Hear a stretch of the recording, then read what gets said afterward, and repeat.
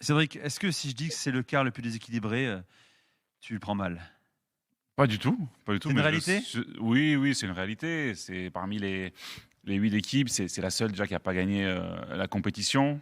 Il n'a pas gagné un match dans la compétition, celle-ci aussi.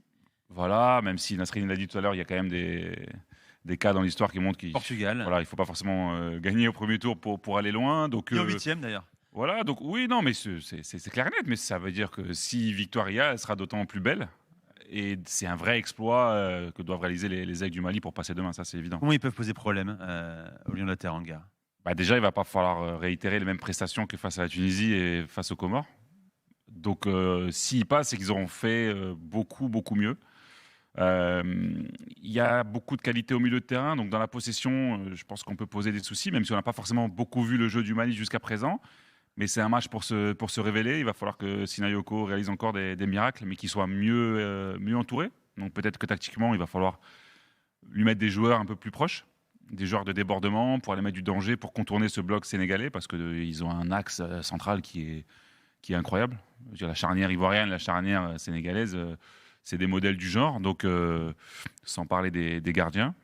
Donc il va falloir offensivement être beaucoup plus, je sais pas, exigeant, inventif, créer un peu de folie, emballer ce match, peut-être provoquer, je sais pas, une exclusion, quelque chose, mais il faut aller chercher les Un choses carton rouge peut-être. parce que on parlait de Je te sérénité. sens pas, toi, t'y crois pas trop, j'ai l'impression, Cédric, sincèrement.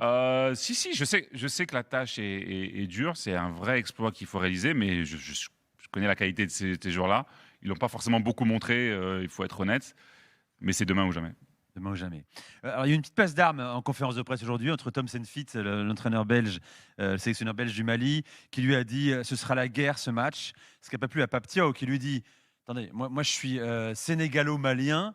C'est comme si on me demande de choisir entre mon père et ma mère, c'est très compliqué. J'aime pas qu'on parle de guerre quand on parle de deux pays frères, de pays voisins, quoi. Alors je crois que Tom Saint-Fit n'est pas sénégalo-malien, donc a priori, c'est ce que j'ai cru comprendre.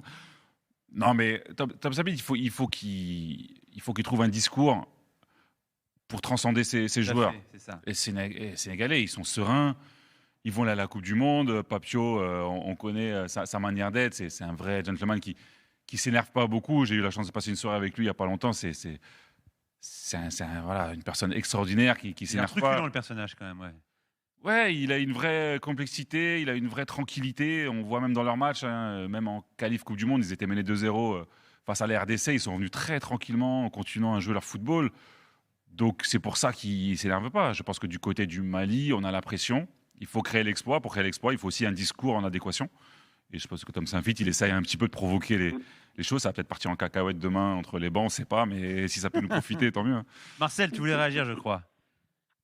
Oui, je rejoins parfaitement son avis, son analyse là-dessus, parce que on en a rigolé un tout petit peu après la conf de presse. On se disait, Tom, son discours était très offensif, contrairement à son jeu.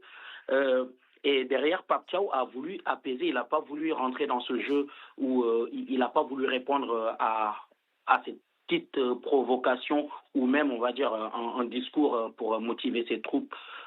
Il n'a pas du tout joué le jeu, Pape Thiaw. Il a voulu rester calme. Le message était clair. Je pense que dans la tanière, même les joueurs, après, quand ils sont venus en conf de presse, on en a eu 3 aujourd'hui qui n'étaient pas des titulaires. D'ailleurs, Mamadou Sarr, Chertigan Sabali et Antoine Mendy, tous avaient le même discours, sérénité et voilà, croire croire que le Sénégal, croire en leur jeu, rester fidèle en leur jeu, et c'est ça le mot d'ordre. La personne par contre qui a répondu aujourd'hui, c'était El Hadji Diouf, bien sûr. Lui qui est là en tant que grand frère, en tant que protecteur, il est monté au créneau, voilà, qui nous a dit que fallait demander à Tom 3 semaines avant s'il fallait choisir entre jouer une demi-finale face au Sénégal ou la Tunisie. Et il nous a même dit qu'il pense qu'il aurait choisi